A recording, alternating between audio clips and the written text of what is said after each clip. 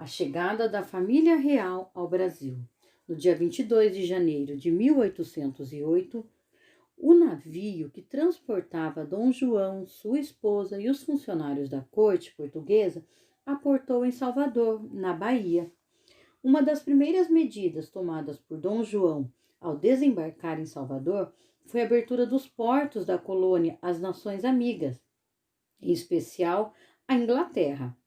Essa medida foi uma das exigências dos ingleses em troca de ajuda na fuga da corte portuguesa para o Brasil.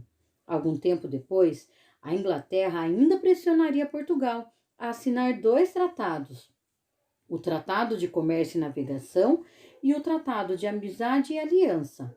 Quando assinado, esses documentos garantiram ainda mais vantagens comerciais à Inglaterra e para o Brasil, eles significariam o fim de um longo monopólio comercial português.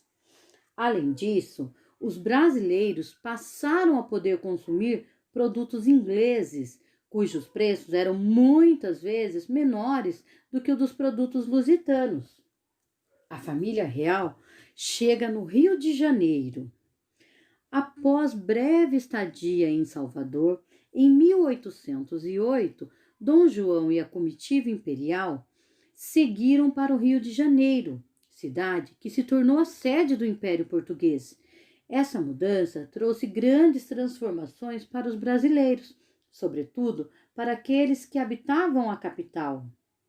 Apesar do clima festivo, preparado para recepcionar a comitiva imperial, quando a corte aportou no Rio de Janeiro, a cidade apresentava construções irregulares e ruas estreitas, sem saneamento.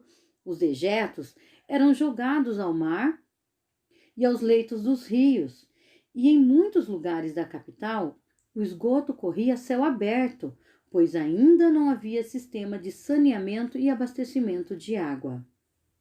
Além desses problemas, também não havia moradias à venda para alugar em quantidade suficiente para acomodar toda a corte, mesmo após muitas pessoas terem cedido suas casas para os portugueses recém-chegados.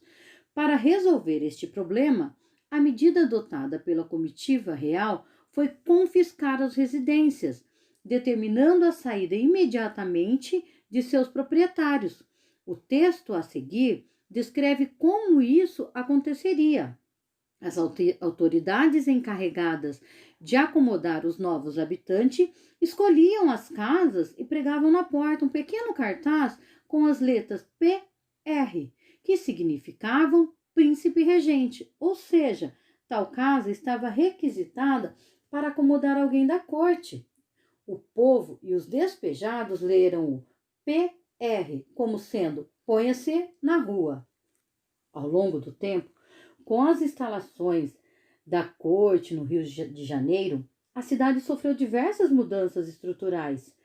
As principais ruas da capital foram alargadas, novas ruas foram abertas e edifícios foram construídos e reformados. Outras importantes obras, os aquedutos, criados para abastecer a cidade com água. Esse recurso interligou fontes de água das áreas serranas às moradias e aos espaços públicos, possibilitando a construção de praça e parques com chafariz. Com a intenção de melhorar a paisagem urbana da capital do Império Português e adequar a cidade aos padrões europeus, Dom João adotou diversas medidas. Quais são elas? A abertura dos portos às nações amigas, a fundação do Banco do Brasil em 1808, a criação do Jardim Botânico no Rio de Janeiro, criação da Biblioteca Real, estímulo à instalação da Real Fábrica de Ferro São João de Ipanema, em São Paulo, e da Fábrica de Ferro Patriota, em Minas Gerais. Criação da imprensa régia, o que permitiu a publicação do Gazeta do Rio de Janeiro, o primeiro jornal impresso no Brasil. Criação da Academia Real Militar, criação da Academia de Ciências, Artes e Ofícios e o incentivo à fundação de Escola de Medicinas no Rio de Janeiro e em Salvador. Devido às novas construções, Dom João, aclamado por muitas pessoas que passaram a ver ele como um benfeitor, um homem que contribuía para o desenvolvimento do Brasil.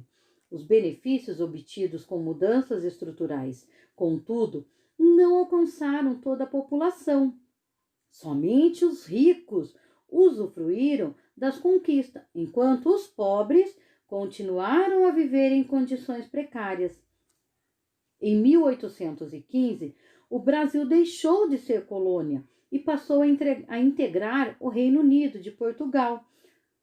O príncipe regente, Dom João, assumiu o trono de Portugal com o título de Dom João VI após a morte da sua mãe e voltou a Portugal em 1821, quando os franceses não ofereciam mais riscos.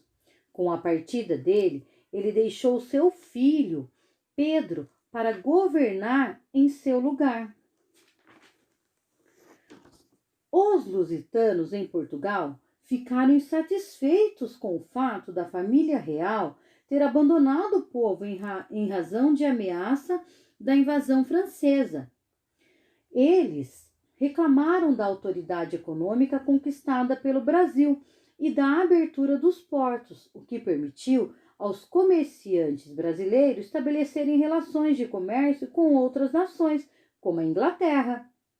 Em 1920, ocorreu em Portugal a Revolução do Porto, na qual as lideranças políticas de Lisboa exigiram o retorno de Dom João VI a Portugal e cobraram dele o restabelecimento do comércio, inclusive entre o mercado lusitano e o brasileiro. Essa decisão não interessava os comerciantes do Brasil, que, desde a abertura dos portos, passaram a ter grandes lucros e não pretendiam perdê-lo.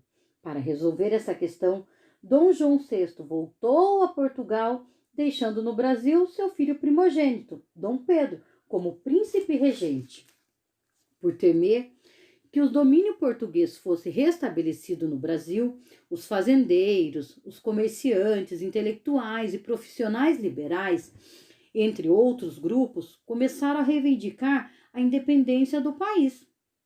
Após várias disputas e negociações, dia 7 de setembro de 1822, a independência do Brasil foi proclamada, oficializando assim a separação entre Brasil e Portugal. De acordo com as versões oficiais, a proclamação foi realizada por Dom Pedro durante uma viagem a São Paulo, às margens do rio Ipiranga.